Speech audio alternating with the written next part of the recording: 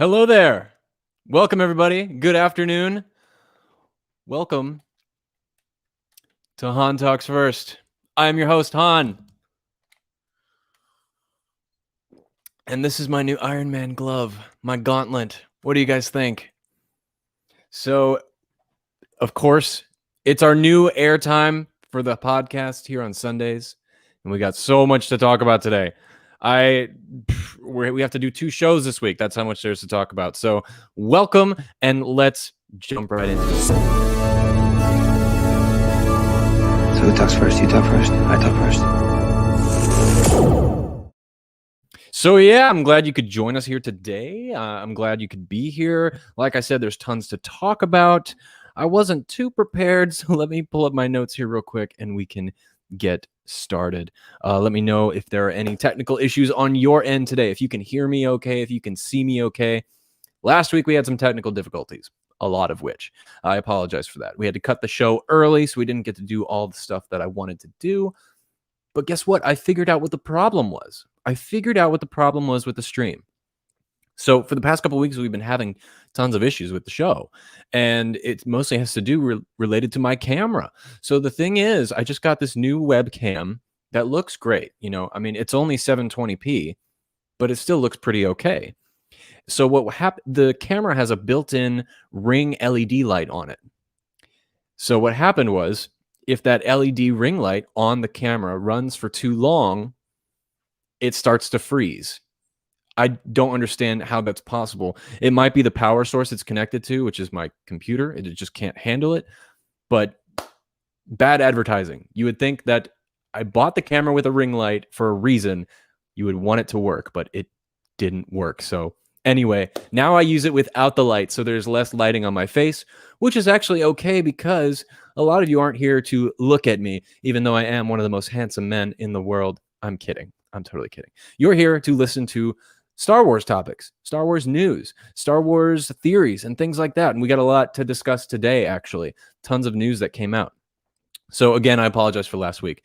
But what are we talking about today? So there was a Lego Star Wars movie, a new one that was announced that we're getting this year. There was talk about a Marvel Star Wars crossover by the creators of the What If series on Disney Plus. We're going to be talking about that.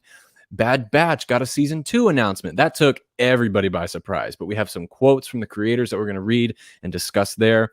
Also news on the Fallen Order sequels, not just one, but many different sequels coming down the pike. And also Star Wars Hunters, that small Nintendo exclusive free game is delayed, similar to the Lego game, delayed until 2022. So we'll talk about that as well, why that happened.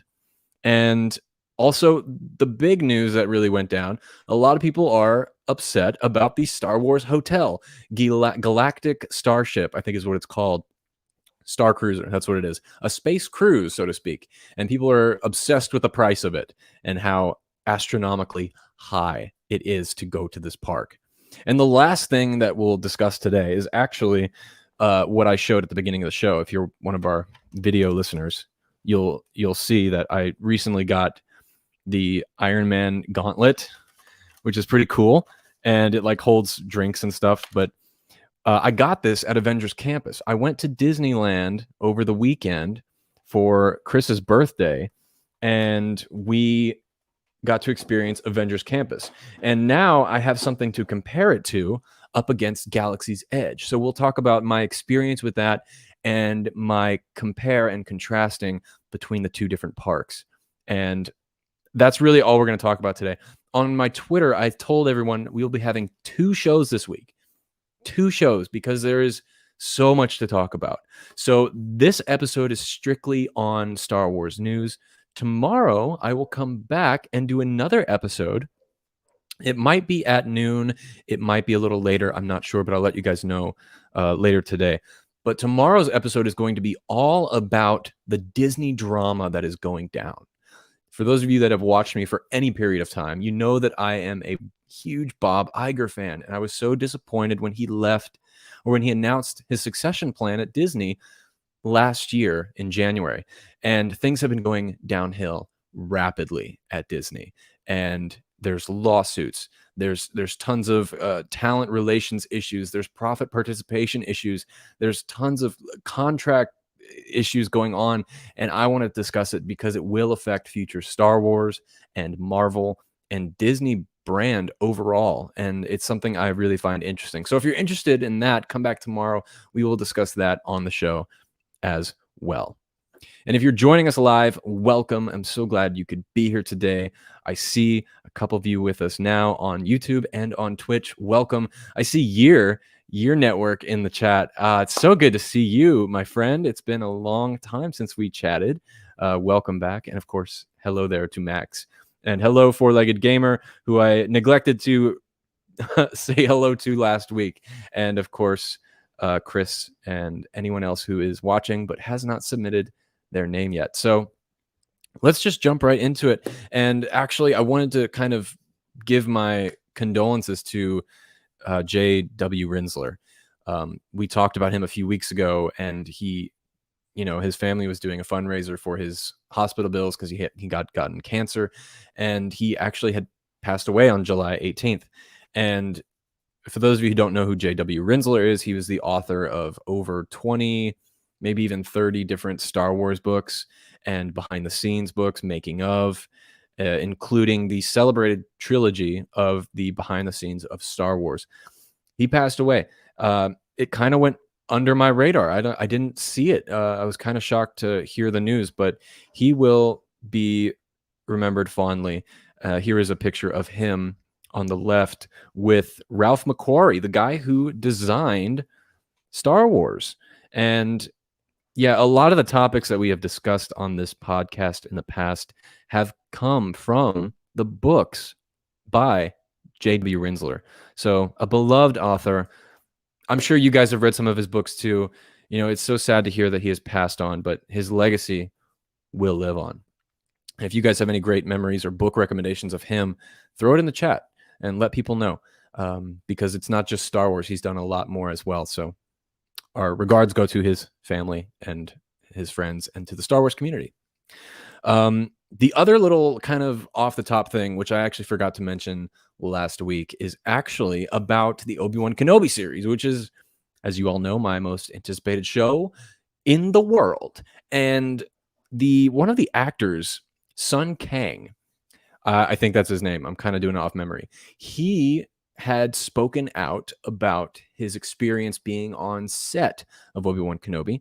And if you don't know who that is the Asian actor who is in the Fast and Furious franchise movies. He played the character Han, and now he's going to be in Kenobi. We don't know what his role will be. People speculate that he will be a pod racer, but I think that's kind of typecasting him just because he was in the Fast and Furious movies. I don't think he's going to be a pod. Did I say podcaster? Pod racer. He might be a podcaster. That'd be kind of cool. A Star Wars podcaster in the Star Wars universe. Anyway, he had said and confirmed that there are going to be more than one Jedi in the series, and that his character shares a scene with Darth Vader. And he also talked about the joy of being on set and how everyone's like really enjoying themselves, and it's really collaborative effort and things like that. All good things. But the one takeaway I hear from this is, one, there's more than one Jedi. Now, he could have misconstrued that and seen a Inquisitor and not known that they were bad guy, not a Sith, but an Inquisitor. So that's a possible theory. But also, there could be other Jedis. It does make sense. It's in the time period where they're being hunted down. So there could be other Jedi in this series. And one of my theories as to who that could be is actually one from the Kenobi comic books a long time ago in a galaxy far, far away. And it was, I can't remember his name now, but he was hiding out on Tatooine, and he was an ex-Jedi, like from the Order way back in the days, left the Order and had been in hiding ever since, and runs into Kenobi on the planet and tries to steal Luke Skywalker. Now, I don't think that's the storyline they're going for. I'm just saying that's a possibility of a character they could reintroduce and reinvent a story in his place. So there's that. But also that he has a scene with Darth Vader. that could imply maybe he's a villain. Maybe he is part of the Empire. Maybe he's just a bad guy or a mercenary or even a bounty hunter. All I know is we'll have to wait and see. And it's exciting nonetheless. And to hear about everyone on the set is having so much fun and smiling and laughing and being collaborative. That is what makes me so excited for this show. And I cannot wait to see it. I cannot wait to see it. We're going to have great shows on this podcast when that comes out. So anyway, let's actually jump into the real stuff, okay? The real news that's been going down. And again, thank you all for joining us here live. By the way, if you're interested in supporting this channel in other ways than just listening and watching the video stream, you can go over to streamelements.com/HanTalksFirst/tip, and you can tip the page and submit your questions or theories, and we will use them as main topics here on the show. Now, of course, you don't have to submit, but if you do, we really appreciate your support, and it helps keep this channel growing. And of course, subscribe if you're not already subscribed, and follow us on Spotify, Apple Podcasts, Stitcher, and anywhere else that you may listen to Star Wars podcasts. So let's start off by talking about this new Lego Star Wars. I didn't put the picture up here. Let me find the picture real quick. Here it is. So Lego and Disney just announced that there's going to be a new Star Wars Lego movie coming to Disney Plus on October 1st. And it is called Star Wars Terrifying Tales. Now, I don't know if you guys watched the holiday special or not, but it kind of got mixed reviews. I loved it. It's not canon. It's just stupid fun. That's all it is. It's just stupid fun. You know, these aren't really expensive projects to make, these Lego Star Wars things. So really, when you go into it, you should just see it for what it is. It's just for fun and mainly for kids, but I really enjoyed it. I thought it was hilarious. I can't wait for this new one. Now, what will it actually be about? So this comes to us from the Star Wars website themselves, and its synopsis reads as follows. After the events of Star Wars The Rise of Skywalker, Poe Dameron and BB-8 must make an emergency landing on the volcanic planet Mustafar, where they meet the greedy and conniving Grabala the Hutt. The crime boss has purchased Darth Vader's castle and is renovating it into the galaxy's first all-inclusive Sith-inspired luxury hotel. Does that sound familiar? Kind of sounds like what Disney did with Star Wars, and they're making this new hotel. Anyway, so while waiting for his X-Wing to be repaired, Poe, BB-8, Grabala, and Dean, a plucky and courageous young boy who worked as Grabala's mechanic, ventured deep into the mysterious castle with Vader's loyal servant, Vinay. Along the way, Vinay shares 3 creepy stories linked to ancient artifacts and iconic villains from across all eras of Star Wars.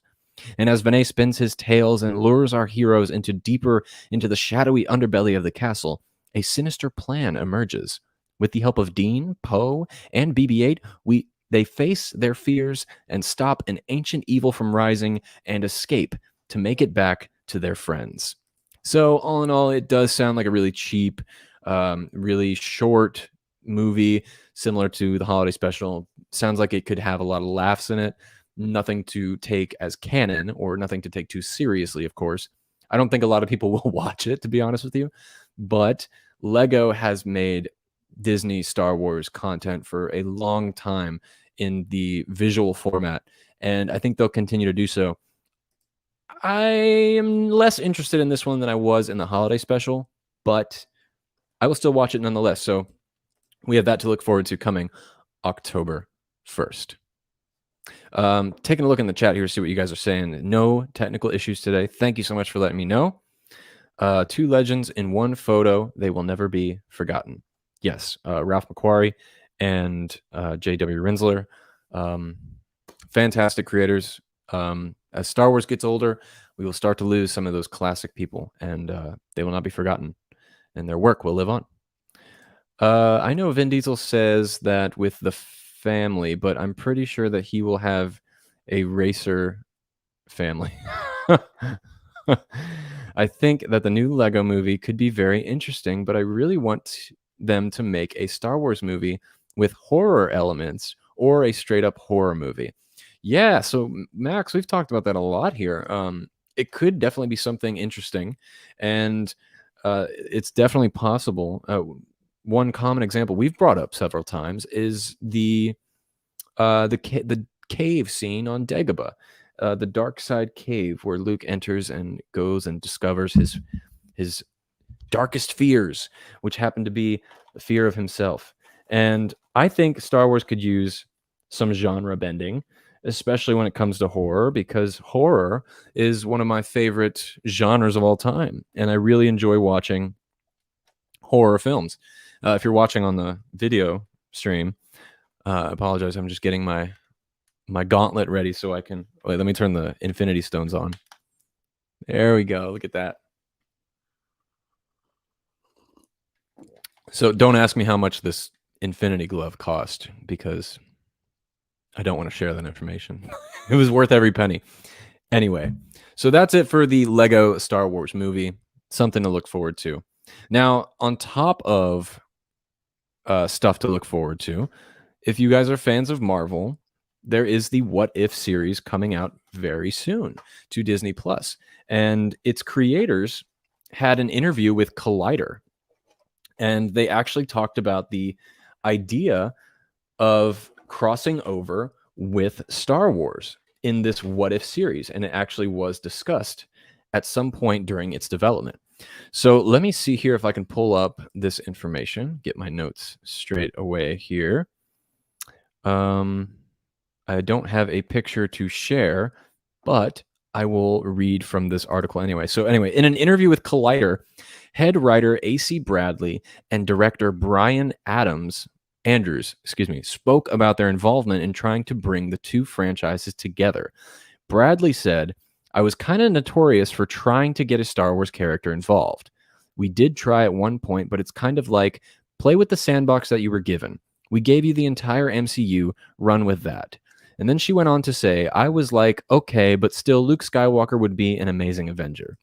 Now, despite that, no current plans to bring a galaxy far, far away to the MCU multiverse, Andrews didn't rule out the possibility of something happening in the future. He said, "Who knows? If fans want to watch it and love it and clamor enough, in future episodes, who knows what could happen? Who knows? What if, right?" So all of this is speculation. Obviously, in the first season of What If, they are not introducing Star Wars into this series, and I don't think they ever will. Yes, they had discussions about it when they were creating the project, but it never went anywhere. And my main reason as to why I don't think that will happen is because of one person, Kevin Feige. So back in February of this year, a few months ago, Kevin Feige actually spoke out about this because he was asked if Star Wars and Marvel could ever cross over with each other. And if you guys remember, he actually assured us that there would never be a crossover under his reign at Marvel. So here's what he actually said. "If you'd ask me if anything we're talking about right now was in the realm of possibility 20 years ago, I would have said, I don't think so. But I really don't think so. I don't think there's any reason for it, and I don't think there will be a crossover."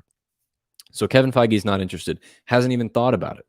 And I honestly can't see it either. I think it would break both of the franchise's character, and I think it would totally throw people off.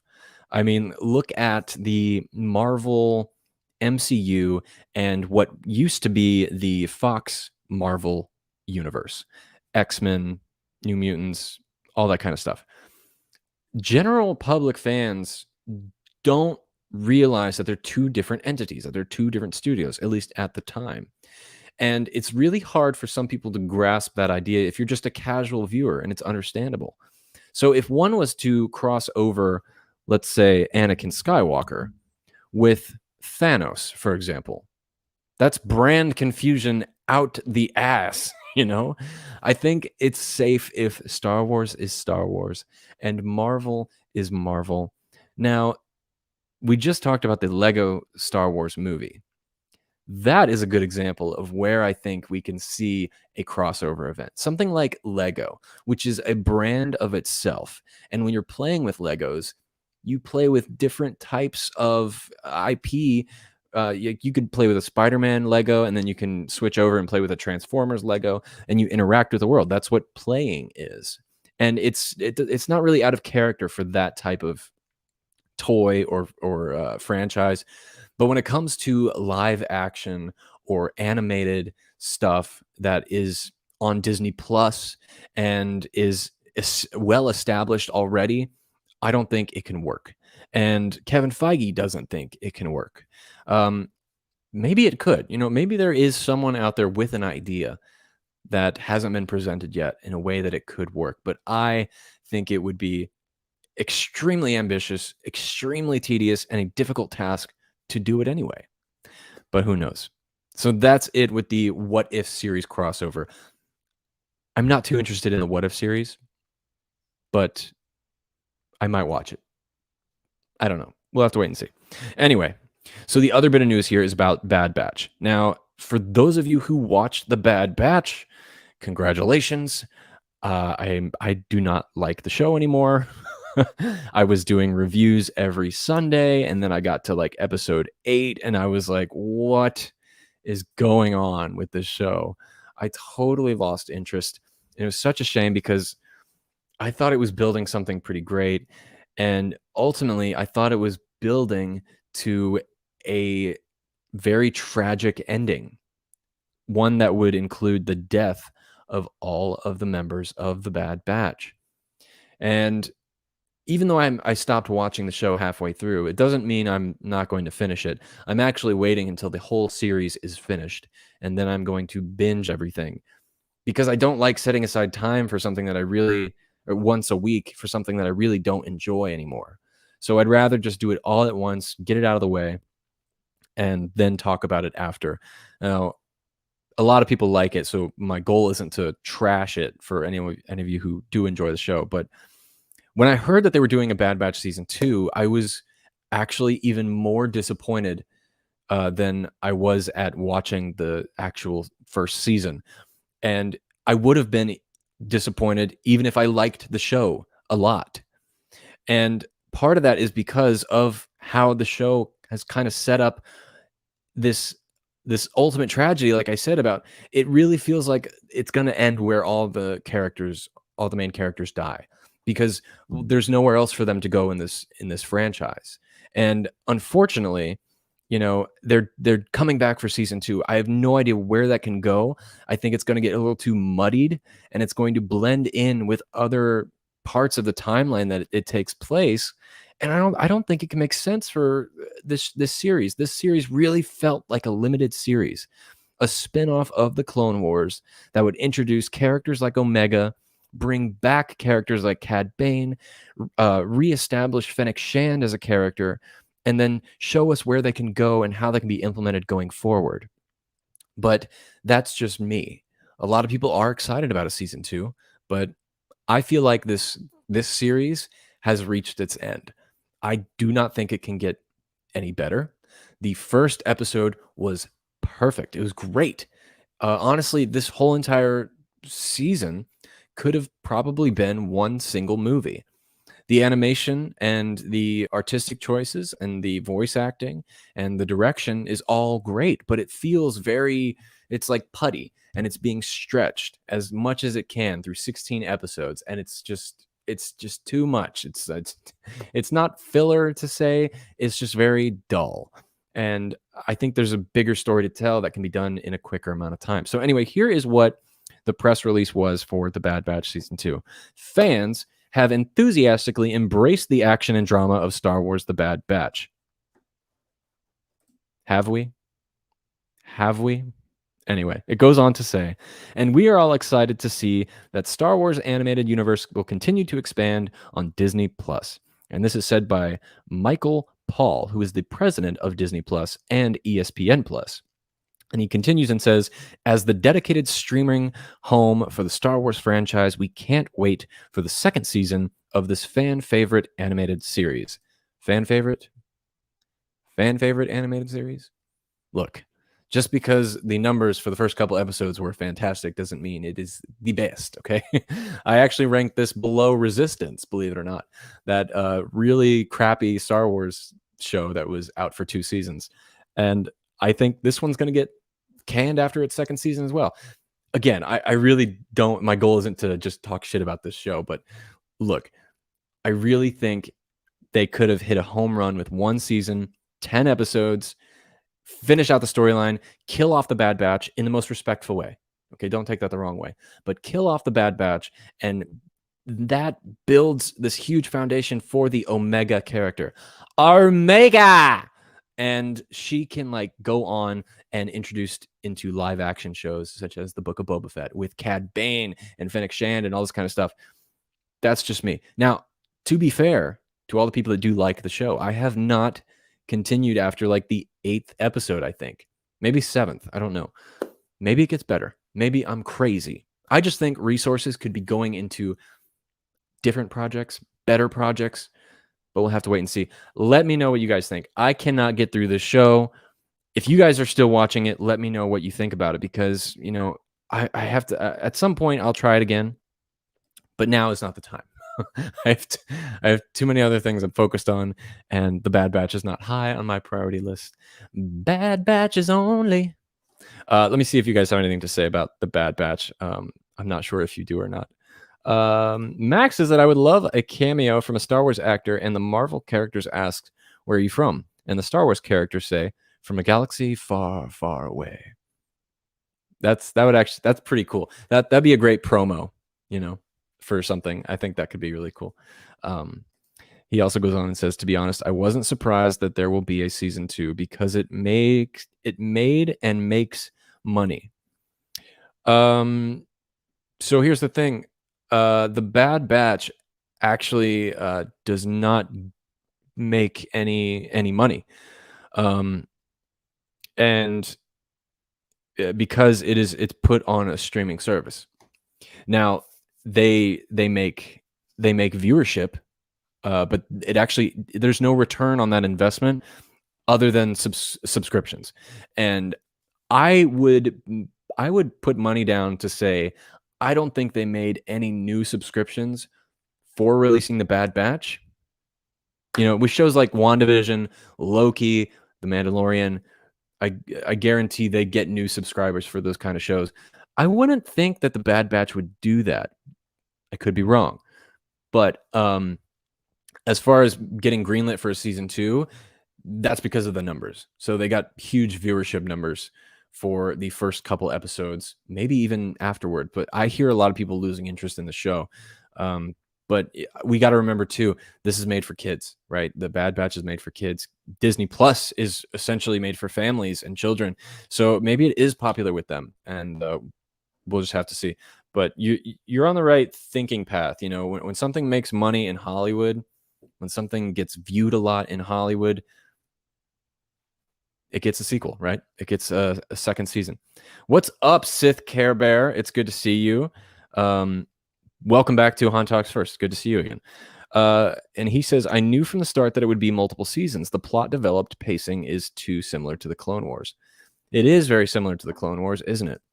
It's kind of what we just talked about, how it's essentially, I've been saying this from the beginning. The Bad Batch is the Clone Wars season 8. That's all it is. It's just rebranded to try and make it fresh and something new. But it is Clone Wars season 8 because it's the continued story. And look, Dave Filoni is overseeing the project, right? Dave Filoni knows this universe. He knows his characters. He clearly has a story to tell there. I think, you know, now that I think about it, Dave Filoni is not the type of person who, if his boss, Kathleen Kennedy, is like, the Bad Batch season 2, Bad Batch is doing good, do a season 2. I don't think he's the type of person who, if he didn't feel like there needed to be a season 2 and it only needed 1 season, I feel like he's the type of person who would stick to that and be like, I respect you want to do another one, but the story is finished. Let's move on and try and do another project. So because I think that's how he thinks and his mindset, there must be a story for season 2. Maybe 3, maybe 4, right? There's got to be. Maybe he has an outline. He's definitely has that kind of disposition and outlook on his project. So thank you for sharing your thoughts there. That actually put it into perspective a little bit. Maybe there's a plan. Maybe there's something going on here. Anyway, I think the season finale is the end of this week. So in a couple days. And once it's out, I will watch the remaining 8 episodes and I will get through it. And maybe we'll have a Bad Batch discussion here on the show and we'll talk about it there. But anyway, season 2. Looking forward to it, not looking forward to it, doesn't matter. Either way, we're all Star Wars fans at the end of the day, and we all park our X-Wings in the same hangar, if you know what I'm talking about. And no, that was not a sexual innuendo. You freaky, freaky people. I'm kidding. Okay, anyway, speaking of video games a little bit, because we were talking about the Lego. Actually, we weren't talking about video games. New subject. Fallen Order. Jedi Fallen Order. And if you guys remember, it was about 2.5 years ago, Jedi Fallen Order was released, and it was a great game, in my opinion. I really love this game. Borderline open world video game. Not really, but you had the ability to travel interplanetarily, and you could choose where you wanted to go, and you can kind of explore these big islands and etc. And it was a third person, which I'm actually not a fan of, but in this game it works. And I feel like you kind of have to with lightsabers. But anyway, it introduced a new character, takes place after Order 66, and the experiences in the time period. I thought it was great. It was a great video game, and now we finally have confirmation. We knew that this was happening. We've talked about it on the show before, but now we have official confirmation that EA Games is continuing with Fallen Order sequels. Sequels with an S. We're getting more than uno. So here is what EA had to say. So during a recent earnings call with investors, provided a small update on the future of the Star Wars Jedi Fallen Order franchise, and in the process, more or less confirmed that a sequel to hit the 2019 game. And in a previous earnings call, EA confirmed that in addition to being a critical hit, Fallen Order was a huge commercial hit as well, proving the demand for single-player, story-driven Star Wars games. So they went out on their Twitter and they specifically said Fallen Order sequels are in the works.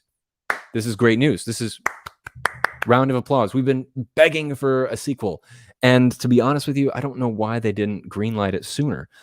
People love this game, and it made a crap load of money, like a bantha turd load amount of money. Like, it was huge. And fun fact about Jedi Fallen Order, it actually was, when it was first being developed, it wasn't in license with Star Wars. It was actually its own original game idea. And it had nothing to do with Star Wars. It was just about an adventurer who went around and did puzzles and things like that. And then Disney had approached EA about making a Star Wars game. And rather than starting from scratch, they said, what do you have right now that we could implement to it? And they presented this game.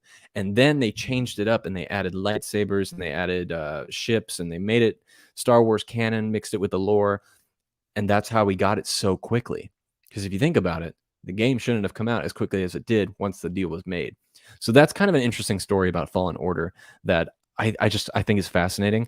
So this could be a reason why getting a sequel is taking such a long time, because it takes years to make a good game. Look at Halo Infinite, for example. Good God, don't get me started on Halo Infinite. I've been waiting for this game for years, and it keeps getting delayed and delayed and delayed. And anyway, Jedi Fallen Order sequel, cannot wait. I hope you guys can't wait either. At some point, we should do a video game stream. We've actually never done a video game stream on this podcast channel before, so at some point, I'd like to do it. Let's see what you guys are saying. I just hope that the story holds up as they progress. I think that was for Bad Batch, but it could be applied to anything. Story must hold up if it progresses. That applies to everything in life. Max says that I think that there will also be Jedi Fallen Order spin-offs, and if the sequels are successful, maybe even a Disney's Plus series or a movie. I know you meant Disney. I'm just giving you a hard time. And I think that Jedi Fallen Order will come out in 2023. Interesting. So yes, I totally agree that Jedi Fallen Order is going to get spin-offs. It would be really cool if we got some about the seventh sister, or just the Inquisitors in general. I think that'd be pretty cool. Darth Vader is like your master, and you play as a Sith rather than a Jedi, even though Inquisitors aren't Sith, but you know what I'm talking about. That would be pretty cool as well. But yeah, we can expect all that kind of stuff. EA just lost their exclusive license to Star Wars video games, which means they have to step up the game, right? They have to make a bunch of great new stuff that people love. So they will be doing a lot, and we can look forward to a lot too. 2023 is a safe bet. I think we can see that real soon. And we might even get an official announcement, maybe even a teaser with concept footage at next year's Star Wars Celebration. Okay, just off random topic. Next year's Star Wars Celebration. How insane is that going to be? I mean, Obi-Wan, Andor, Mando, Book of Boba Fett, the Star Wars Hotel, on the Star Wars Hotel, but then like the Bad Batch and what else is coming? Ahsoka, and then the video games and all this crap. Rogue Squadron. Guys, I'm gonna have a heart attack. I'm having heart palpitations just thinking about all the stuff that is coming. We're gonna be busy on Han Talks First. We're gonna be very busy, very, very busy. So now, speaking of video games, let's talk about Star Wars Hunters, which nobody cares about, to be honest with you. It's a Nintendo exclusive game, and we got a teaser for it in February. And just like that Lego Skywalker Saga game, it's delayed again. Now, this isn't a big, huge game. I mean, even Nintendo themselves has said it is a free-to-play third-person shooter, Nintendo limited, and very small in scale.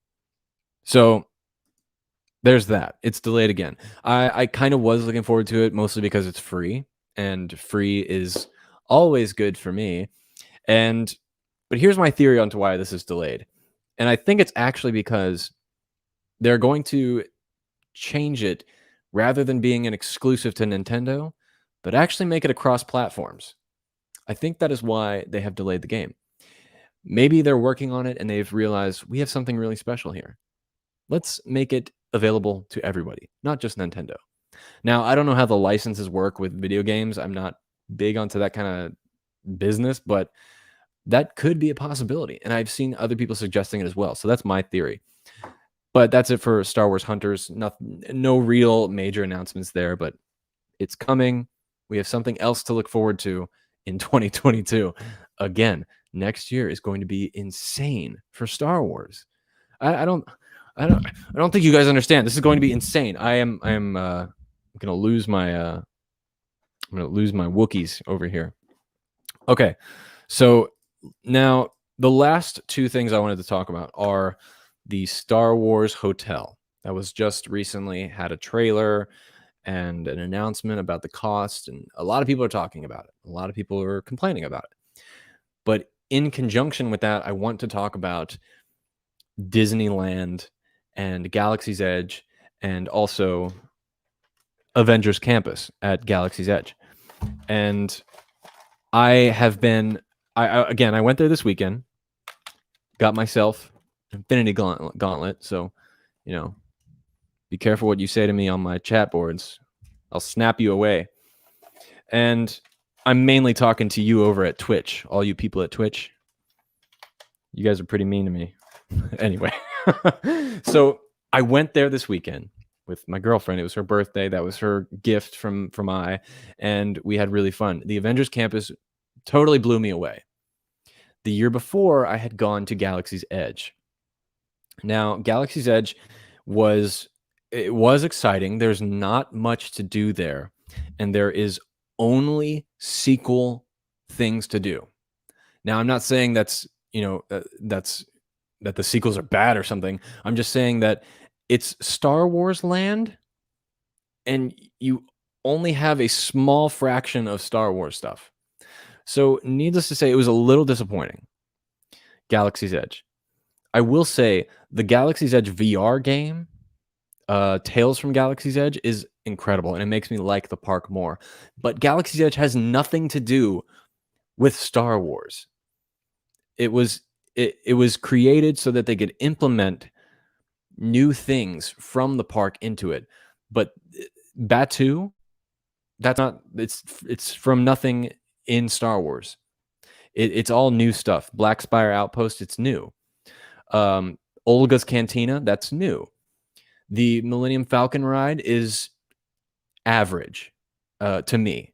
You know, it's a 4-person cockpit, and only one person gets to man the controls.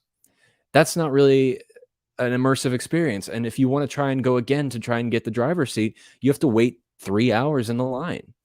Now, I can't speak on Rise of Resistance because when I went, that ride was not open yet. I've heard amazing things, and I'm sure it's an amazing ride. I can't speak on it. I haven't experienced it. And mainly for me, it's just about, when I think Star Wars, I think Darth Vader.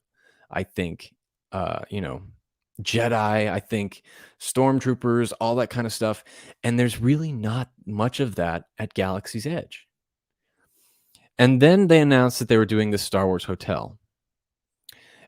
And when I think about how Disney, the parks, are approaching Star Wars property and Star Wars fan audience interaction experiences, I don't think they're doing it right. And so before we actually talk about the hotel, the things that come with it, the price of it all, I want to compare Galaxy's Edge to Avengers Campus. Now, when I went to Avengers Campus with Chris, you walk in and you see recognizable things. You see Doctor Strange's Sanctorum. You see the Avengers building, and it's massive and it's beautiful. You see what used to be the Tower of Terror, but is now the Guardians of the Galaxy breakout. But what's really amazing is it is the collector's museum, and the what used to be the hotel is now the collector's room. And you walk through and you get to see all of his collection. You get to see tons of species, Iron Man suits, Cosmo the dog, and Asgardian tech, all this kind of stuff. It was so cool. And there are free shows that happen in the park that you don't have to wait in line for. I watched Taskmaster try and break into the Avengers campus, and Black Widow and Captain America stopped him. And they had like fist fights, sword fights on top of the building in front of the entire crowd. And it was incredible. Thor was walking around. Black Panther, he was on one of the Avengers trucks that was sitting next to the Avengers campus, and people could go meet him. Ant-Man and the Wasp were out there walking around, talking to people, interacting. It was stuff that you're familiar with, and you actually got to see it without waiting in line. We did the Spider-Man ride, which was great. It had so the Spider-Man ride, what makes it so special and why people are raving about it is because it uses augmented reality. So when you walk in and do the ride, you're basically shooting these targets with your web slinger. And you just put your hand like this in the little I love you sign, the Spider-Man sign, and you aim at what you want to shoot at, and you web slings at the targets. Now it's using AR, augmented reality. Yes. It's using that to recognize your hand movements and shoot the webs from it. So you put on these glasses and you actually see the webs come out of your hand and shoot the targets. It's incredible technology, and it was so immersive. And that's the type of stuff that was missing in Galaxy's Edge. And to be honest with you, I don't think they've learned their lesson, Disney. And I think we're going to see the same mistakes implemented in the Star Wars Hotel, which they are calling, what are they calling it? The Galactic Star Cruiser. Terrible name, by the way. Terrible name. Awful name. Anyway, let's actually jump into what this Star Wars hotel business is all about. So, here is a picture of what it quote looks like. Now, this isn't what it's going to look like on the outside. This is just a concept of the ship that you are on board of. Now, look, it's a nice idea in theory, but when we get into the details of this cruise and what they offer, especially for the price, there's a lot of mistakes here. And we I think we could have predicted this by seeing Galaxy's Edge. Now, the Star Wars Hotel, this thing is going to send your wallets into the unknown regions because it is unbelievably expensive. So the rollout for Disney's Galactic Star Cruiser, again, terrible name, hasn't been as smooth as the company had probably would have liked it to be. So after it was revealed, the pricing packages for this new Star Wars theme accommodation, the response from the fans wasn't exactly enthusiastic. If any of you have a Twitter account, you probably know what I'm talking about. What was really funny was the day that this was announced was the day that I was at Disneyland. And we were waiting in line for the freaking Little Mermaid ride, which don't give me crap for. It was hot. It was really hot. And, that's a wet ride. So it had nice AC inside. But anyway, we're waiting in line. And then Chris starts reading to me like, oh my God, have you seen like what is happening with the Star Wars Hotel? Like, we're never going to be able to go. And we had tons to talk about with it and like complaints mostly. But anyway, my main issue was like, who is the demographic? Who is the demographic for the Star Wars Hotel? Let me explain. So I'm going to put up a picture here of the interior of one of the rooms. And one of the press packages of this says that a family of 4 can expect to pay nearly $6,000 for 2 nights on board this standard cabin. Meanwhile, a couple without children can expect to pay $4,809 for the one-of-a-kind choose-your-own-adventure in this galaxy not so far away. So first of all, those prices are outrageous. Like I said, you can send your wallet into the outer rim of the galaxy because you're never going to see it again if you go to this hotel. It's so expensive. Not only that, but you have to book a 2-night event. If you want to go, you're required to do 2 nights for this experience. And there's so much more we're going to get into, but apparently you're not allowed to leave the experience. I don't fully know. We'll get into it, but look, so the basic price for this thing is more than the average price of an Orlando resort room. It is astronomically insane. Now, the prices at Disneyland resorts were already extremely high. But the Star Wars Hotel is another animal completely. And let's get back to this picture here. This is the standard cabin room that you could stay in. This looks nothing like Star Wars. I mean, I haven't seen this. Looks more honestly. You know what this looks like? It looks like straight out of the movie The Fifth Element. Have any of you seen The Fifth Element? First of all, it is definitely heavily inspired by Star Wars. Bruce Willis. What's the girl's name? Can't remember the girl's name. She's great. And then it has Chris Tucker and Gary Oldman. It's a great movie, wacky movie, fun movie, insane movie. But the rooms look like they're out of this movie, not Star Wars. Like, why does it look like this? I mean, even if they wanted to go the basic route and make it look like the inside of the Death Star, that's fine. That's something we can relate to. But again, this is the same issue that happened with Galaxy's Edge. There's nothing familiar. When you're think about when they did the movies. When they did the movies, Force Awakens, Last Jedi, Rise of Skywalker, heavily nostalgia based. So they could grasp onto our feels and take all of the cash from our wallets, right? Why didn't they apply that to the hotel? Whenever we're going to a hotel, we're going to get away from our normal lives to dive into an immersive experience at some other world. So why not give us the world that we know already in Star Wars? I just can't get over how much this does not look like anything I am familiar with at all. It just doesn't. This next picture here is of what they're calling the dining area. Now, I will say it does look cool, but again, this looks like something straight out of the Fifth Element or the casino planet on in The Last Jedi. What was that planet called? Does anyone remember? The casino world? I don't remember. But again, it's looking at the pictures, looking at the stuff, it's not familiar to me, and it worries me. Before we really get into what you get for the price, what else comes with the hotel and things like that, I'm going to take a look and see what you guys are saying about it. If you have any thoughts, maybe you have a different perspective than I, and then we will keep talking about it. So let me head over to the chat and see how you guys are doing over there. So starting off, actually, Max has an interesting comment. To be honest, the reason why I'm really excited for I'm sorry. I thought you said I'm not excited. You say I am excited for Star Wars Celebration because I want movie news and news on the Rian Johnson trilogy.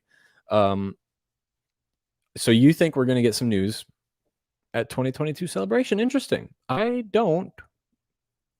But that we've had this conversation before. If it does happen, I'll be really excited for you. That'd be pretty cool. Captain Rex, good to see you. Welcome to the show. Glad you could join us. We're talking about the Star Wars Hotel right now. Year Kicks, thanks, buddy. Thanks for that. I appreciate it. I hope you're. Feel free to jump in anytime. Share your thoughts. Sith Care Bear says that is what Galaxy's Edge should be like. They are trying their own hands out of what seems like spite towards Lucas. So I can see why you're saying that. I understand why they did what they did. I understand why they made Galaxy's Edge the way that they did. I don't agree with it, but I understand the goal. Kathleen Kennedy had commissioned them to scrap the original ideas for Galaxy's Edge. Do you know what they were originally going to do for the Galaxy's Edge? They were going to put prequel stuff, original trilogy stuff, and sequel stuff. Everything. They were going to have props from the movies. They were going to have ships. They were going to have all the characters. They were going to have rides that were actually from the movies and things like that. You could go to Dagobah, you can go to Hoth. And that's not me being a facetious or telling you something I read like on the internet. That's coming from the words of the Imagineers who were working on Galaxy's Edge. They were working on it. They were making it about all the movies and implementing things people were familiar with. And then Kathleen Kennedy jumped in and, Bob Iger called the Imagineers and said, Kathleen Kennedy is coming by the studio to talk to you guys about Galaxy's Edge. And they got worried, understandably so. She came by and she said, stop all you're doing here. We need to make something new. We need to make something that we got to go forward with the Star Wars universe. We can't look backwards. All this stuff is for 40-year-old men, and we need to look forward. We can't look behind us. What? Are you kidding me? Are you kidding me? Movies last forever. Okay? Movies last forever. Star Wars is going to last forever. You can always change a park. You can always change it. You can put Dagobah one day or one year or two, and next year make it something else. Turn it into something else. They do it with rides all the time. But I understand her thinking to want to go forward. But you can implement new things while still servicing the things that exist.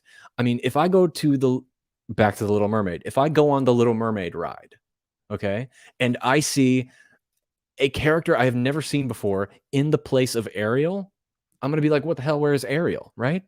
It's not what you're familiar with. And that's what they did with Star Wars. But if they had Ariel and they had the new character interacting, I could be like, that's interesting. When does that new character come into play? Are they remaking The Little Mermaid? See, that's why it makes sense. So yes, it does seem like in spite towards Lucas, but I also understand they wanted to go forward. I just think they went about it the completely wrong way of doing so. He also says, like, they resent everything before them. So yeah, thanks for sharing that thought, Sith Care Bear. It opens the eyes to a lot of people. But I think we're on the same path here. Darth Chaco is in the chat. What's up, Darth Chaco? Good to see you. It is way too expensive. I agree. Way too expensive. Which is another good reason why I can plug my tip link at streamelements.com. I'm just kidding. I'm not going to plug that again. But yes, the hotel is way too expensive. And to be honest with you, actually going to Disneyland, going to Galaxy's Edge isn't that expensive if you're a California resident. Now I know that's kind of boastful of me to say, but when you look at the price of going to the park for a day compared to the price of just going to the hotel for 2 days, it's astronomically insane. And it's a hotel. Compared to the park, I'm getting way more out of the park than I am at the hotel, which we'll get into again here in a second. But Darth Chaco, it's good to see you, my friend. We need to do another show together. If you guys are not familiar, Darth Chaco is a Star Wars creator, and he has the High Ground podcast, which you can check out. And you could check out our episode that we did together a little ways back. It's simply called My Conversation with Darth Chocolate. So good to see you, buddy. Hope you're doing well. They are catering to a specific part of society that is not the average Joe. I agree with you. They are aiming for the financial elite, the 1%. Exactly. That was one of my main topics about this. What is the demographic? Clearly, it is for the people that can afford it, but what does that get them in return? Some of the things we're going to talk about tomorrow on an episode of Han Talks First is Disney's relationship with their park visitors, with their audiences, with the moviegoers, with their talent. And they're definitely not realizing where the energy and the efficiency comes from the support of the people like me and you who actually want to visit a Star Wars hotel one day. Even if it sucks, we still want to go, right? We want to have that checked off our bucket list. So that's one thing that I think they totally botched as well, figuring out who to market this towards. So for one, nothing is familiar. It does not look like Star Wars to me. It looks like The Fifth Element. And number two, I cannot afford to go to this hotel. So that means I'm not the demographic. They did not consider a Star Wars fan to go to the Star Wars hotel. It's just, it blows my mind. I just don't understand what is going on. Yeah, it looks like Bruce Willis's apartment. It does. It totally does. If anyone knows the name of the girl who is in Fifth Element, please let me know. I cannot, for the life of me, remember her name. She's in Resident Evil as well. I can't remember. I didn't know the price, but this is just over the top. Well, the door looks like Star. Well, the door looks like Star Wars. You know what, Max? You're right. The door looks like Star Wars. I forgive everybody who worked on this project. The door looks like we're good. I didn't even notice the door. I didn't even see it before. The door looks like Star Wars. Yeah, we can wrap the show. It's totally worth the price because they. I'm kidding. I'm just messing with you, Max. Don't take that personally. I think you were joking, but yeah, the price is definitely over the top. I feel you. Canto Bite. Thank you. That's the name of the casino planet. So doesn't this look like Canto Bite a little bit? Now, I guarantee you that's not what they were going for, but it does look like Canto Bite. I will give them that. Sith Caravan says, I think Johnson is out for a while, if not permanently.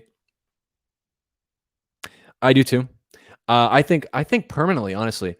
I think if he does come back, it might be for television. Mandalorian, something else, I could see him doing that. I wouldn't be looking forward to it, but I do feel like he wouldn't want to come back. He's been very silent on the whole thing for a while, so we'll have to wait and see. Captain Rex says, bro, the hotel is super overpriced. You said it. You said it, my friend. You know what, everybody? Luckily for us, I have the Infinity Stones. So you know what I'm going to do? I'm just going to snap my fingers and I'm going to make it, what should the new price of the hotel be? How about $5? But you have to prove that you are a listener of Han Talks First to be able to get in. Actually, you know what? If you can prove that, you can get in for free. There you go. Just snap my fingers. So when it comes out in like 2 years, you are all welcome to just walk right in. The place is yours. Get as many drinks as you want to, etc. Max says, I would really love it if every or every second hotel room looked different. I mean, one looks like Tatooine, one looks like Hoth, etc. Well, you know what's funny? That is actually a concept that George Lucas came up with at the Skywalker Ranch. If you visit the Skywalker Ranch at the hotel, what is it? What do they call it? The Skywalker Inn, I think. If you visit the inn, every room. Hold on, someone is knocking at my door. Real quick, 1 second. Oh, it's my buddy Pat. Hold on, guys. We're going to skip to a commercial break, and then we'll be right back. Okay?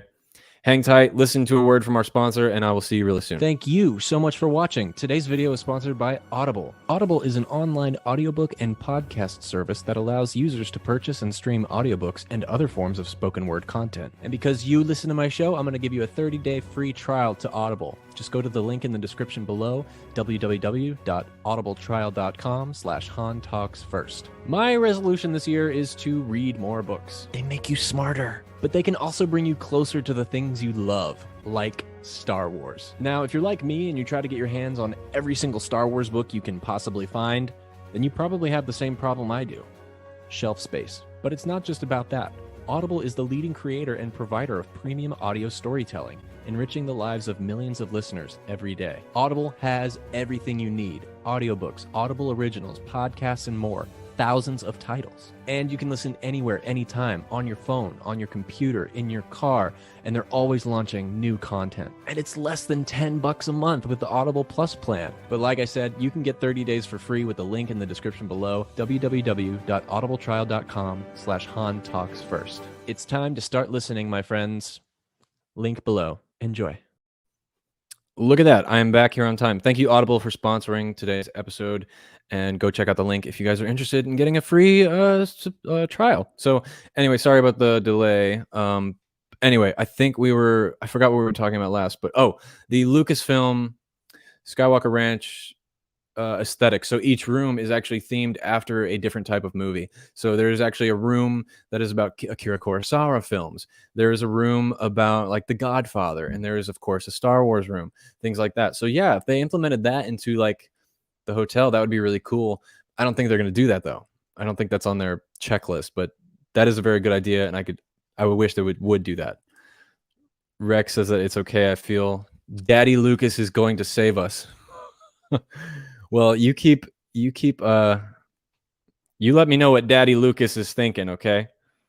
I want to Daddy Lucas. It's kind of funny. Oh, Lilu. That's the girl's name from Fifth Element. Thank you, Lilu. And that's what I was looking for. Thank you so much, Darth Chaco. And Mila, is it Mila or Mia? Mia Yakovich, Sith Care Bear. Thanks for letting me know. It was bugging the crap out of me, so I appreciate it. Yeah, I was joking about the comment with the door. It's okay, Max. I got you. Ryan recently said that his trilogy was still on. Oh, he did? Recently? Really? By recent, I mean 4 months ago. Yes, Ryan said in February that his trilogy is still on. Well, there you go. There's your answer. If it's still on, it's still on. I'm not sure. I don't. I think that was from that Twitter girl who did like the private interview. Is that what you guys are talking about? I never read her like questionnaires and stuff. I don't think she publicly released anything. I think she just put out tweets. But there's your answer. I guess it's still on. We'll have to wait and see for updates. So you know what, Max? You might be right. Maybe next year in 2022, we will get to see Rian Johnson return to Star Wars Celebration. Only time will tell. It's nice, Rex, but I'm not huge on the USC sets. Oh, I see. Rex is asking, should I get the Republic gunship? Are you talking about the Lego? The Lego one? That is sick. Let me see if I still have a photo. I do not have a photo, but I know what you're talking about, and it is sick. I think you should get it. Unless you're talking about something else. In that case, I have no idea. Anyway, getting back to the Star Wars Hotel, and then I got to get out of here. The thing about it is, what do you get with that price? What do you get with $6,000? What do you get for that 2-night stay? Well, you get one drink voucher. One drink voucher for $6,000. And I guarantee you it's probably not alcoholic. It's probably a Coke, a Diet Coke, a Diet Pepsi, something that nobody wants to drink. A Diet Zero Pepsi. And sorry for all the Pepsi fans out there. What else do you get with it? You get a trip to Galaxy's Edge. You get valet rather than standard parking, which you still have to pay the valet person. Ridiculous. And you get to go to Galaxy's Edge, but yeah, that's kind of cheap already. It's inexpensive in itself. That's not worth the price of staying at the hotel. Now, one thing that me and Chris, my girlfriend, had discussed talking about what would make that price worth the experience is if you had things like Jedi training. Like if you were staying at the hotel and one evening you get to go down to like this dojo and you sit with like a sensei or a Jedi master, and he teaches you the ways of the Force. He teaches you how to use a lightsaber. You do augmented reality training with a probe droid that shoots lasers at you, something like a VR experience like the Vader Immortal, things like that. Or like if you got to, do meet and greets with the actual fucking characters of Star Wars. Because when you go to Disneyland, you don't get to meet Darth Vader. You don't get to meet Han Solo, Chewbacca. Well, Chewbacca's there, but you're stuck with only the sequel characters. But it'd be cool if you could meet everybody, people from the prequels as well. But also if they had like screening rooms where you can go and you can actually watch the film with fans and react to it. If they had themed areas of the hotel like Dagobah, like Hoth, if they had rides in the hotel, for that type of price, you would expect that you're going to a theme park, when in actuality, you're not. And there were other things that Chris had brought up that I have forgotten at the moment, but she had some really good ideas for the park. And, a lot of it had to do with like, what can you get out of that price? What would make $6,000 worth it to go to this hotel? And I think if I'm correct, this is going to be in Orlando. And for a lot of people are going to travel to visit this hotel. That's a huge price to pay to go to this. And like Josh was saying in the chat, their audience is the 1%. The 1% that probably doesn't even care about Star Wars. Now, could this be a Tesla situation where the first couple of years, the market is for the 1%, and then they will lower the cost so that other people get a chance to visit the park? It could be, but they haven't advertised that, unlike Tesla had. But again, my biggest concern is the familiarity of it. There's nothing Star Wars about it except for the door, like Max pointed out, the door. Make sure when you guys go to the Galactic Star Cruiser that you get photos with the door to the hotel room, because people are going to want to make sure that you have evidence of you, leaning in the door frame like Han Solo would, because that's the only part that is that's Star Wars there. But anyway, this is kind of, a random tangent off of this. But for you guys, my question is, and what I want, Darth Chaco, for $6,000, I better get a cuddle with a Wookiee. Dude, that's totally worth the price. Any Wookiee, or does it got to be Chewbacca? I don't think it would matter, right? A big old cuddle party with a Wookiee. $6,000 for a Coke. Now they got me. I will be there. Just joking. So yeah, that is my question to you guys. For any of you watching after the live stream, in the comment section on social media, let me know, what would $6,000 be worth to you if you went to the Star Wars Hotel? What do you want to get out of that? And of course, there's more to talk about. Maybe we'll read the article tomorrow. But like I said, we will be back tomorrow with another episode, because there's tons I want to talk about. Tons more I want to talk about with the Disney, all the Disney stuff that's going on with Star Wars, with Marvel. There's tons to talk about, and I hope you'll join us tomorrow. It might be at noon. It might be later. I'll let you know a little bit later in the day if you follow me on Twitter. Subscribe if you haven't. Like this video. It helps out so much. And thank you guys for being here. If you're an audio listener, be sure to follow on Spotify, rate and review on Apple because it helps out so much. And of course, I get to hear more from you guys about your comments and stuff like that. And we will be back tomorrow to talk more Star Wars. So thank you guys so much again. I will see you very soon. And now, my friends, somehow, some way, somewhere, this week, may the Force be with you. So who talks first? You talk first? I talk first.